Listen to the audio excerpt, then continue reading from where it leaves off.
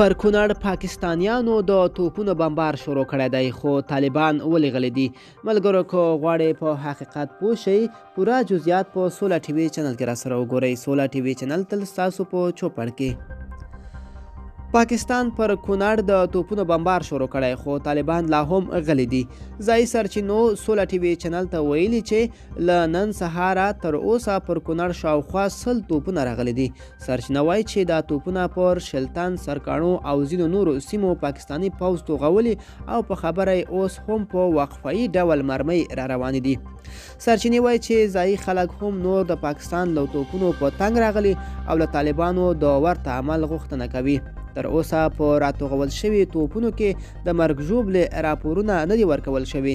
ځینې نور سرچینې بیا وایي چې په زیات شمیر طالبان هم یادې سیمې ته ورغلي او په خبره یې په سرکاڼو ولسوالۍ کې د بالمثال عمل خبر هم ورکول شوی دی. طالبانو تر اوسه په رسمي ډول په دې تړاو څه نه دي ویلي، خو څو ورځې وړاندې د ننګرهار په لالپورې ولسوالۍ کې پاکستانیو ځواکونو ته د اغزن سیم پر غځولو سخت ګواښونه وکړل او اغزن سیم یې ترې راوړ. د یادونې ده چې له کلونو راهیسې پر کونړ او د ننګرهار په سرحدي سیمو پاکستاني ځواکونه توغندي توغوي، خو د افغان حکومت یې ځواب نه وایي. اوس ولیدل شي چې طالبان د پاکستانیو ځواکونو د دې عمل ځواب وایي او که نه.